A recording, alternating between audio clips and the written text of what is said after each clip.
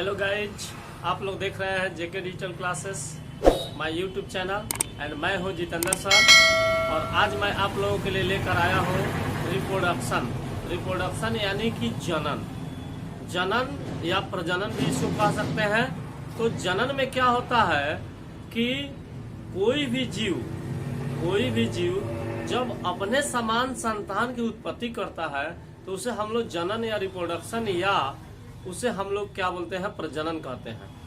यानी कि जनन क्या होता है, जनन से संबंधित बहुत सारे चीज जनन में, जैसे कि आपको सेक्स के बारे में और भी बहुत सारे जानकारी, जिसमें जनन जो क्या एक ही जीव से होता है या दो जीव मिलकर ही करते हैं, क्या दो जीवों का होना जरूरी है कि एक ही जीव से काम चल जाएगा, इसके बारे में ढेर सारी बातें जो है आज आपको इस वीडियो में देखने को मिल जाएगा। जनन कितने प्रकार का होता है ये भी साथ में मिलेगा कि कौन सा जीव जो होते हैं किस प्रकार के जनन क्रियाएं करते हैं, ठीक है, और कैसे जो है अपने संतान उत्पत्ति करते हैं। तो जैसा कि आप लोग जानते हैं, ठीक है, कि मैं आज पढ़ाने जा रहा हूं आप लोगों को रिप्रोडक्शन के बारे में। तो रिप्रोडक्शन यानी कि जनन में सबसे जो इम्पोर्टेंट पॉइंट है वह सबसे पहला मेरा क्वेश्चन आता है कि जनन आखिर होता क्या है। जनन आखिर होता क्या है? तो जनन क्या होता है इसको देखने के लिए और मैं इसके बारे में, जनन से संबंधित बहुत सारे रोग जो होते हैं जैसे सेक्सुअल रोग होते हैं, इसके बारे में भी मैं बताऊंगा, ठीक है। इसके लिए आपको अंत तक वीडियो के बने रहना है, ठीक है, छोड़कर जाना नहीं है। क्या होता है अगर आप सेक्स करते समय, ठीक है, अगर सावधानी नहीं बरतिएगा तो बहुत सारा प्रॉब्लम होता है और बहुत सारी आपको बीमारी भी हो सकती है। अगर आप बीमार नहीं होना चाहते हैं और बॉडी आपका हमेशा हेल्दी रहे तो देखिए इस वीडियो को अंत तक, ठीक है। मैं यही कहना शुरू करता हूं। शुरू करने से पहले मैं आप लोगों से कहना चाहूंगा कि इस YouTube चैनल जेके डिजिटल क्लासेस को सब्सक्राइब करना ना भूलें और साथ ही बेल आइकन को भी प्रेस कर दें ताकि इसके बाद जो भी मैं वीडियो बनाऊं सीधे आपके मोबाइल पर नोटिफिकेशन अपलोड करते ही मिल जाए, ठीक है। तो चलिए शुरू करते हैं आज की क्लास और देखते हैं रिप्रोडक्शन यानी कि प्रजनन या जनन। तो जनन क्या होता है? तो जनन मैंने जैसा कि शुरू में ही बताया कि वह विधि, ठीक है, जनन जो है वह विधि जिसमें कोई जीव अपने समान संतान की उत्पत्ति करता है, अपने समान संतान की उत्पत्ति करते हैं, उस विधि को हम लोग जनन या प्रजनन या इंग्लिश में रिप्रोडक्शन कहते हैं, ठीक है।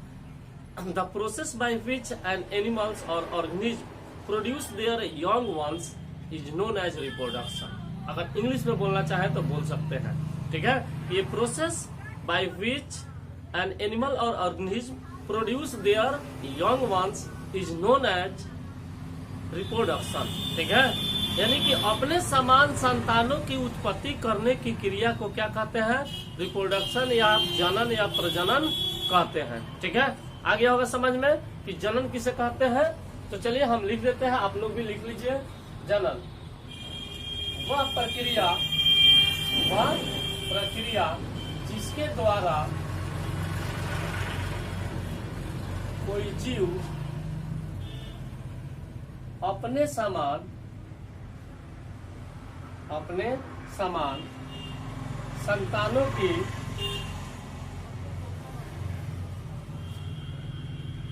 उत्पत्ति करता है,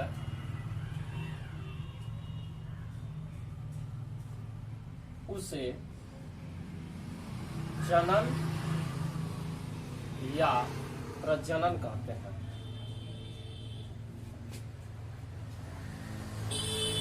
ठीक है। तो वह प्रक्रिया जिसके द्वारा कोई जीव जो है अपने समान संतानों की उत्पत्ति करता है उसे हम लोग जनन या प्रजनन कहते हैं। इसके लिए चलिए देखिए, जैसे मैं हूँ, आप है नहीं, आपके भी कोई ना कोई माता पिता जरूर होंगे, मेरे भी माता पिता है। तो देखिएगा कहीं ना कहीं जाकर क्या होता है कि हम लोगों में अपने माता पिता के कुछ गुण जो है जरूर मिलते हैं कि नहीं मिलते हैं। आप में भी, अगर आप देख रहे हैं वीडियो तो आप में भी आपके माता पिता के गुण जो है जरूर आए होंगे, ठीक है। उसी तरह से दूसरी देखिएगा, गाय का जो बच्चा होता है वो सेम टू सेम गाय के जैसा ही होता है कि नहीं होता है। बंदर का बच्चा है तो बंदर के जैसा ही होता है। अगर मान लीजिए कि चिड़िया का बच्चा है तो जिस चिड़िया का है उसी चिड़िया के जैसा होता है। और भी आपको मान लीजिए कि कबूतर का बच्चा है तो कबूतर के बच्चा के जैसा होता है, खरगोश का बच्चा है तो खरगोश के बच्चा। आप सोच रहे होंगे कि ऐसा कैसे संभव हो पाता है, ठीक है। तो यह वही प्रक्रिया है जनन, जिसके द्वारा जीव जो है अपने संतान की उत्पत्ति सेम टू सेम अपने ही समान करते हैं, ठीक है। ऐसा भी अगर नहीं होता तो पृथ्वी पर जीवन संभव नहीं होता, ठीक है। अगर मान लीजिए कि अगर आप क्वेश्चन उठाते हैं कि सर पृथ्वी पर जनन आवश्यक है कि नहीं है, यानी कि धरती पर चाहे कहीं भी जहां पर जीवन संभव हो वहां पर जनन आवश्यक है कि नहीं है, तो चूंकि हम लोग जानते हैं कि हम लोग क्या है, मरणशील प्राणी हैं, अर्थात कुछ दिनों की निश्चित अवधि के बाद हम लोग जो है मर जाएंगे, ठीक है। तो उसको कंटिन्यूटी बनाए रखने के लिए, ताकि हमारे अगली संतान अगले पीढ़ी दर पीढ़ी जो है आती रहे, इसी कंटिन्यूटी को बनाए रखने के लिए हम लोग जनन करते हैं, ठीक है। तो जनन हम लोगों के लिए आवश्यक है, इसका एक लाइन में आंसर दे सकते हैं, क्योंकि अपने संतान में वंश वृद्धि करने के लिए हमें जनन की आवश्यकता होती है, ठीक है। अगर क्या होगा, तो चलिए क्वेश्चन देख लेते हैं। एक क्वेश्चन हमारे दिमाग में दौड़ रहा है, हो सकता है कि आपके भी दिमाग में दौड़ता हो कि क्या होगा अगर पृथ्वी पर जनन को रोक दिया जाए। अगर पृथ्वी पर जनन को रोक दिया जाए तो जनन को रोक देंगे तो क्या होगा। अगर पृथ्वी को जनन, यानी कि आप लोग जैसा कि जानते हैं कि जनन ही एक ऐसी प्रक्रिया है जिसके द्वारा हम लोग वंश वृद्धि कर सकते हैं। हम लोग चूंकि मरणशील है, चूंकि इसके बाद हम लोग क्या हो जाएंगे, मर जाएंगे। जो जन्म लिया है वो मरेगा, निश्चित है कि मरेगा। हम भी मरेंगे, आप भी मरेंगे, आसपास के जितने भी जीव है, पेड़ पौधे जिसको उगाते हैं वो भी बड़ा होकर कभी ना कभी सूख जाता है, ठीक है। कोई भी जीव जन्म लेता है तो वो मरेगा ही मरेगा, निश्चित है इस धरती पर, ठीक है। तो इस तरह से अगर जनन की प्रक्रिया को रोक दिया जाएगा, किसी भी जीव को किसी जीव से दूसरे जीव से नहीं मिलने दिया जाएगा, यानी कि जो जनन में जो मुख्य रूप से भाग लेने वाले पार्ट हैं वे हैं आपको नर युग्मक और मादा युग्मक। नर युग्मक को स्पर्म बोलते हैं या शुक्राणु बोलते हैं, और मादा युग्मक को अंडाणु या ओवम बोलते हैं। अगर इसी को क्या किया जाएगा, अगर मान लीजिए कि है नर युग्मक है, क्या है, नर युग्मक है और मादा युग्मक है, ठीक है। तो नर युग्मक क्या होता है, शुक्राणु होता है, जिसका आकार जो होता है लगभग ऐसे होता है, ठीक है। पूछ, इसमें पूछ भी होता है, हेड भी होता है, जिसको हम लोग स्पर्म बोलते हैं, ठीक है। और यह मादा युग्मक जो होता है अंडा के जैसा होता है, अंडाणु उसका नाम ही है। तो यह एक दूसरे से आपस में जब मिलता है तो उसको हम लोग फर्टिलाइजेशन कहते हैं, यानी कि संलग्न कहते हैं, निषेचन कहते हैं, ठीक है। क्या कहते हैं, जब मादा युग्मक और नर युग्मक आपस में एक दूसरे से मिलते हैं उसे हम लोग क्या बोलते हैं, उसे हम लोग फर्टिलाइजेशन बोलते हैं। तो यहाँ पर स्पर्म जो है और अंडाणु का मिलना जो है अति आवश्यक है, ठीक है। क्या मैं आगे बताऊंगा कि क्या ऐसा भी संभव है जिसमें नर युग्मक और मादा युग्मक न मिले और बच्चे पैदा हो जाए, ठीक है। तो यह भी संभव है। जैसे जनन के हम इसके बाद जो है प्रकार बताने वाले हैं, जनन जो है 2 प्रकार का होता है, उसी में आपको देखने को मिल जाएगा, जिसमें नर युग्मक और मादा युग्मक की कोई आवश्यकता नहीं है और जीव अपने से ही संतान उत्पत्ति कर सकते हैं, ठीक है। जिन जीवों में यह संभव है वे जीव ही कर पाएंगे। जैसे हम हैं, चाहे आप हैं, चाहे आप लोगों के जो हम लोगों के मानव है, तो मानव जो है नहीं कर सकते हैं। मानव के लिए क्या है कि मानव जो है एक लिंगी श्रेयी जंतु है या प्राणी है, जिसमें अलग अलग लिंग, मादा और नर दोनों जीव, अलग अलग लिंग जो है दोनों 2 जीव में पाए जाते हैं, ठीक है। इसलिए ये नहीं संभव है मैन में, ठीक है। लेकिन दूसरे कुछ जीवों में यह ऐसा संभव है कि एक ही जीव से हजारों जीव बन जाए, एक ही जीव से करोड़ों जीव बन जाए, मिलियन जीव बन जाता है, ठीक है। तो चलिए आगे बढ़ते हैं। तो हमने बता दिया नर युग्मक और मादा युग्मक का होना जरूरी है। तो यह जो होता है स्पर्म जो होता है आपस में और ओवम जो है मिलता है, तो इसको हम लोग क्या बोलते हैं, निषेचन कहते हैं, ठीक है। यानी कि अगर इसको रोक दिया जाएगा तो कोई भी नया जीव यानी कि नया बच्चा उत्पन्न नहीं होगा। इस तरह से जो जन्म लिया है वो मरते जाएगा और नया जन्म हम लोग नहीं देते हैं तो इस तरह से क्या होगा, जनसंख्या दिन प्रतिदिन घटते जाएगा, घटते जाएगा, घटते जाएगा और एक दिन ऐसा टाइम आएगा कि जिस दिन पृथ्वी पर से जीवन जो है खत्म हो जाएगा। ठीक है, इसलिए पृथ्वी पर या प्रकृति में जन्म जो है आवश्यक है। ठीक है, चलिए आगे बढ़ते हैं और आगे देख लेते हैं हम लोग कि जन्म के प्रकार, जन्म कितने प्रकार के होते हैं। ठीक है, इसको देखेंगे हम लोग। तो जन्म के प्रकार में देखते हैं, जन्म के प्रकार। तो जन्म के प्रकार देखेंगे तो जनन मुख्य रूप से दो प्रकार का होता है, या जनन जो है मुख्य रूप से दो विधियों द्वारा संभव हो पाता है। कौन कौन? एक होता है लैंगिक जनन, एक होता है लैंगिक जनन और एक होता है आपको अलैंगिक जनन। ठीक है, अलैंगिक जनन। एक होता है लैंगिक जनन, एक होता है अलैंगिक जनन। इसको कहते हैं सेक्सुअल रिप्रोडक्शन, सेक्सुअल रिप्रोडक्शन, और इसको कहते हैं एसेक्सुअल रिप्रोडक्शन। ठीक है, इसको कहते हैं सेक्सुअल रिप्रोडक्शन, इसको कहते हैं एसेक्सुअल रिप्रोडक्शन। तो लैंगिक जनन क्या होता है?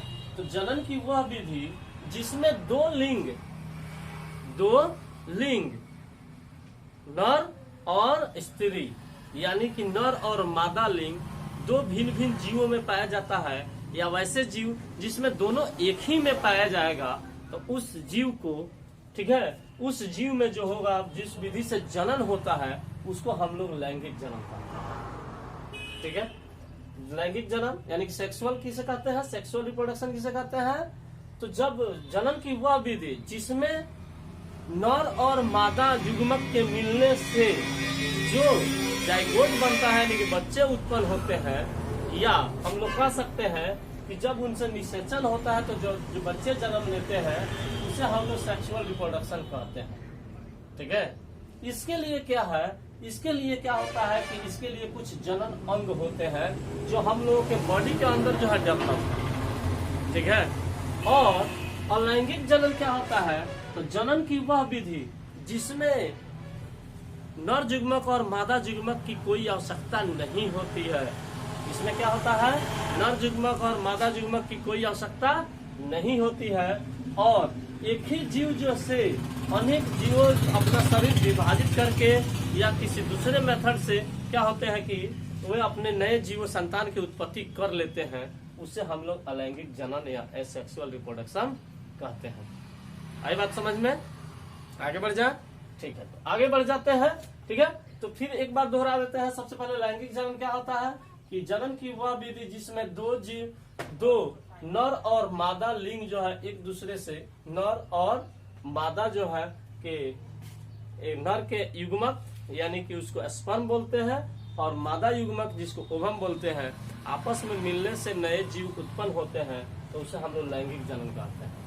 अलैंगिक जनन क्या होता है कि वैसे जीव जिसमें एक ही जीव के शरीर के पार्ट या अपने दूसरे किसी विधि से क्या करते हैं, ठीक है, वे अलैंगिक विधि से क्या करते हैं कि अपने नए जीव बच्चों को उत्पन्न करते हैं, उसे हम लोग अलैंगिक जनन कहते हैं। आई बात समझ में? ठीक है, तो इसमें क्या है कि नर और मादा की जरूरत नहीं पड़ती है, यानी कि दो एक ही जीव में से आपका अलैंगिक जनन जो है संभव है कि हजारों करोड़ों संतान उत्पन्न किया जा सकता है, लेकिन इसमें नर और मादा की जरूरत पड़ती है। नर और मादा की जरूरत पड़ती है, अगर नहीं रहेगा तो उसमें नहीं बनेगा। अब नर और मादा के किसे कहते हैं? तो जिस जीव में, ठीक है, नर जनन अंग होते हैं उसे नर कहते हैं यानी कि पुरुष कहते हैं। जिस व्यक्ति में, जैसे मैं हो गया तो मुझ में क्या होगा, ठीक है, तो मुझ में क्या है, नर जनन अंग है, इसलिए मैं क्या हूँ, नर हूँ यानी कि पुरुष हूँ। और हो सकता है कि जो लड़कियां होती हैं उसमें क्या होता है, मादा जनन अंग होता है, इसलिए उसे स्त्री या मादा कहते हैं। आई बात समझ में? तो इसमें क्या है कि अलैंगिक जनन में क्या होता है, अलैंगिक जनन की कुछ हम लोग विशेषताओं पर चर्चा आज कर लेते हैं। ठीक है, अलैंगिक जनन में क्या होता है कि इसमें एक ही व्यष्टि से अनेक जीवों की उत्पत्ति की जा सकती है। दूसरा बात है, इसमें नर युग्मक और मादा युग्मक की आवश्यकता नहीं पड़ती है। ठीक है। नंबर 3, इसमें कम समय में बहुत ज्यादा संतानें उत्पन्न की जा सकती है। जो नए जीव उत्पन्न होते हैं एकदम हूबहू समझ रहे हैं, माने सेम टू सेम क्या होते हैं, अपने पेरेंट्स के यानी कि फादर के समान या मदर के समान ही होते हैं, जिससे जो जीव उत्पन्न होगा उसी के समान होगा। ठीक है। इसमें क्या है कि इसमें एक खास बात यह है कि इसमें आपको फर्टिलाइजेशन की जरूरत नहीं पड़ती है, फर्टिलाइजेशन की जरूरत नहीं पड़ती है, अर्थात यहाँ पर फर्टिलाइजेशन की होता ही नहीं है, जबकि यह जो है बिना फर्टिलाइजेशन का हो सकता ही नहीं है। ठीक है, इसलिए यह अलैंगिक जनन की विशेषताओं को देख लिए। ठीक है, अब हम लोग बात करेंगे अलैंगिक जनन के थोड़ा सा प्रकार के बारे में। तो अलैंगिक जनन जो होता है कितने प्रकार का होता है, आएंगे हम फिर लैंगिक जनन पे, लेकिन कुछ देर के बाद, या हो सकता है कि वीडियो लंबा हो जाए तो अगले वीडियो में लेकर आएंगे। ठीक है, तो अलैंगिक जनन के प्रकार को हम लोग अगर देखते हैं,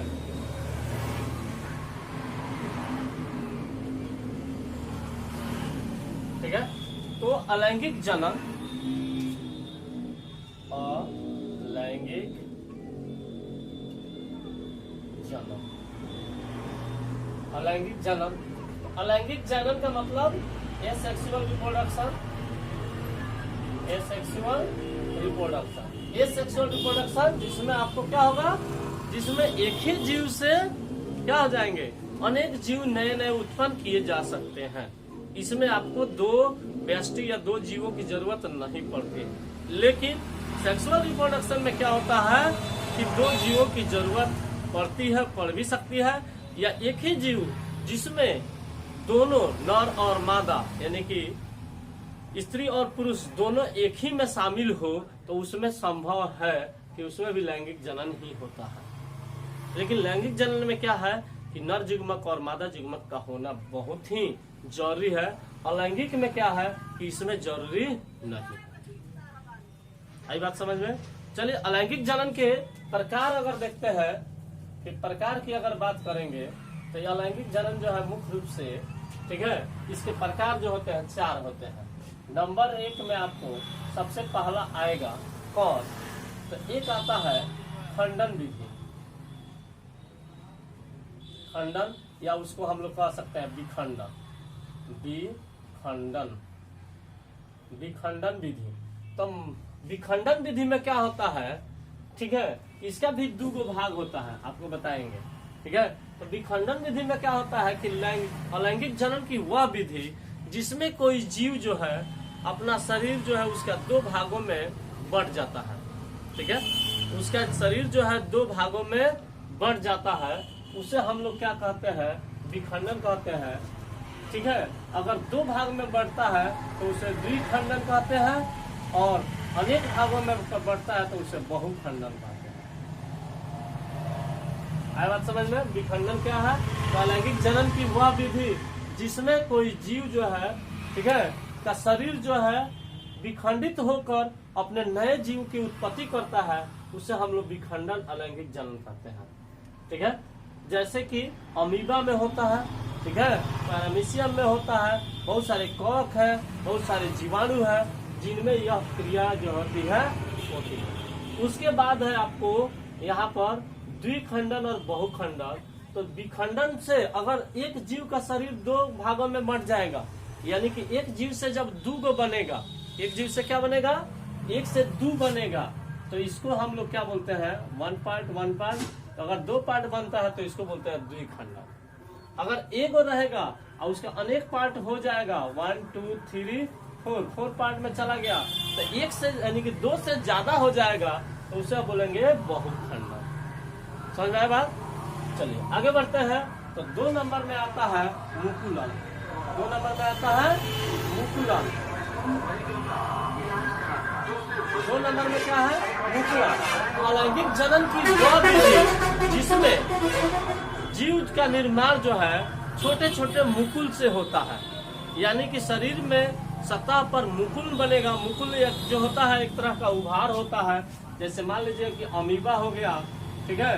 तो इसमें क्या होगा कि जीव जो है बड़ा होगा तो इसमें क्या होगा, छोटा सा उभार आ जाएगा, या जब इसमें न्यूक्लियस जो है डिवाइड हो जाएगा, ठीक है। न्यूक्लियस नहीं डिवाइड होता अलैंगिक जनन में, ऐसे ही जो हाफ जो डेवलप न्यूक्लियस होता है वही डिवाइड हो जाएगा, तो यह एक नया जीव यहाँ से बना लेगा, तो 2 जीव बन जाएगा। तो इस तरह से जो मुकुल से जो जीव बनते हैं उसको हम लोग मुकुलन विधि कहते हैं। उसके बाद है आपको 3 नंबर में बीजाणु जनन। सबसे ज्यादा मुकुलन आपको परीक्षा में क्वेश्चन पूछता है, क्या पूछता है कि मुकुलन विधि द्वारा इनमें से किसमें प्रजनन होता है, तो उसका आंसर होगा आपको ईस्ट। सबसे ज्यादा मुकुलन में आपको ईस्ट से होता है, याद रखिएगा, छूट न जाए, ठीक है।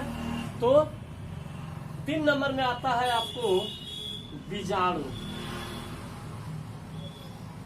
बीजाणु क्या होता है, जैसे आप लोग देखे होंगे कि एक फूल होता है, फूल से बहुत सारे उसके छोटे छोटे बीज बनते हैं। इसी प्रकार से इसमें सबसे बीजाणु जनन जो है आपको हाइड्रा में होता है। हाइड्रा में क्या होता है कि इसमें स्पोर फॉर्मेशन होता है, छोटा छोटा गोल गोल ऐसे अलग अलग डाली से ऐसे बन सकता है, तो जिसको हम लोग क्या बोलते हैं कि बीजाणु बोलते हैं। छोटे छोटे इसको बीजाणु बोलते हैं। तो बीजाणु, या आप लोग आलू देखे होंगे, पोटैटो, पोटैटो में क्या होता है, आई होता है, और पोटैटो का आई जितना पार्ट में काट दीजिएगा, आंख को नहीं, आंख को क्या करना है, आंख वाले पार्ट को रखिएगा, आप आलू को बाकी सब पार्ट को काटिएगा, पार्ट बाई पार्ट, सब में आंख आई होना चाहिए। तो अगर उसे जिससे हम लोग बर्ड कहते हैं, तो यहाँ पर क्या होगा कि वह जितना पार्ट में कटेगा उतना जीव नया नया बनेगा। उसी तरह से इसमें जितना बीजाणु होगा उससे नया नया जीव का निर्माण हो जाएगा। तो इस प्रक्रिया को हम लोग बीजाणु जनन कहते हैं। और लास्ट में आपको बता दें हम पुनर्जनन। 4 नंबर में क्या है, पुनर्जनन। पुनर्जनन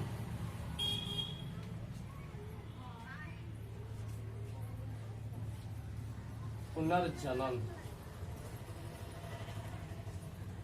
पुनर्जनन क्या होता है, तो वह प्रक्रिया जिसमें कोई जीव किसी कारणवश, जिसमें कोई जीव जो है किसी कारणवश उसके शरीर जो है प्राकृतिक या अप्राकृतिक यानी कि कृत्रिम रूप से 2 या 2 से अधिक टुकड़ों में टूट जाता है या विभाजित हो जाता है, तो वे जीव जो है मरता नहीं है, उनका जितना टुकड़ा होता है सब नए नए जीव बन जाते हैं। तो इस विधि को हम लोग क्या बोलते हैं, पुनर्जनन बोलते हैं। जैसे मान लीजिए कि यह हो गया, क्या चीज आपको एक समझ लीजिए कोई पाइनेरिया हो गया जो कि आपको कर्मी या फीता कर्मी ग्रुप का यह सदस्य है, जैसे कि केचुआ टाइप का होता है, उसी तरह का फीता कर्मी सभी होते हैं। तो इसका सदस्य है, किसी कारणवश आप जा रहे हैं, आपने कुदाल से या किसी काटने वाला चीज से इसको 2 पार्ट में काट दिया, तो जो जीव बनेगा इसमें 2 जीव नए नए हो जाएंगे, मरेगा नहीं, याद रहेगा, मरेगा नहीं, ठीक है। इसको भी किसी कारणवश कट गया तो ये भी क्या होगा, 2 नया जीव बन जाएगा। इस तरह से पुनर्जनन क्या होता है, तो जनन की, अलैंगिक जनन की वह विधि जिसमें कोई जीव का शरीर किसी कारणवश प्राकृतिक या अप्राकृतिक या कृत्रिम विधि से उनका शरीर जो है 2 या 2 से अधिक टुकड़ों में टूट जाता है या बढ़ जाता है, तो फिर से जितना टुकड़ा बनता है सब में उसमें नए नए जीव बन जाते हैं। तो इस विधि को, जिससे हम संतान उत्पन्न होते हैं, इस विधि को हम लोग पुनर्जनन कहते हैं। आई बात समझ में? अब आगे हम बढ़ेंगे, ठीक है। तो आपको थोड़ा सा पादप के बारे में बता दें। पादप क्या होता है, तो जितने पेड़ पौधे का वर्ग है सबको पादप जगत में रखा गया है, ठीक है। जितने भी पेड़ पौधे सभी है सबको क्या चीज में रखा गया है, पादप जगत में रखा गया है। अब इसमें क्या है कि पादप जगत को, ठीक है, पादप जगत में अगर देखें तो पादप जगत में दोनों तरह से क्या होता है, जनन होता है। दोनों तरह से मतलब लैंगिक जनन भी और अलैंगिक जनन भी होता है, ठीक है। तो जो सूक्ष्म यानी कि छोटे छोटे पादप होते हैं, ठीक है, जिनमें लैंगिक प्रजनन के लिए अंग जो है डेवलप नहीं होते हैं, उनमें जो जीव होता है वो अलैंगिक होता है, और जिसमें जो फूल ओल बनता है उसमें क्या होता है, लैंगिक होता है। ठीक है, लैंगिक यानी कि सेक्सुअल रिप्रोडक्शन होता है। ठीक है, समझ गए होंगे। तो पादप के कुछ ऐसे भाग, कायिक प्रवर्धन, कायिक प्रवर्धन की हम चर्चा करेंगे। तो कायिक प्रवर्धन किसे कहते हैं? ठीक है, तो पौधे के वैसे भाग फूल को छोड़, क्या बोलते हैं, बीज को छोड़कर, जैसे जड़ हो गया, तना हो गया, या फूल हो गया, ठीक है, या पत्ती हो गया, जिनसे क्या होता है कि नए जीवों की उत्पत्ति होता है, उसे हम लोग कायिक प्रवर्धन कहते हैं।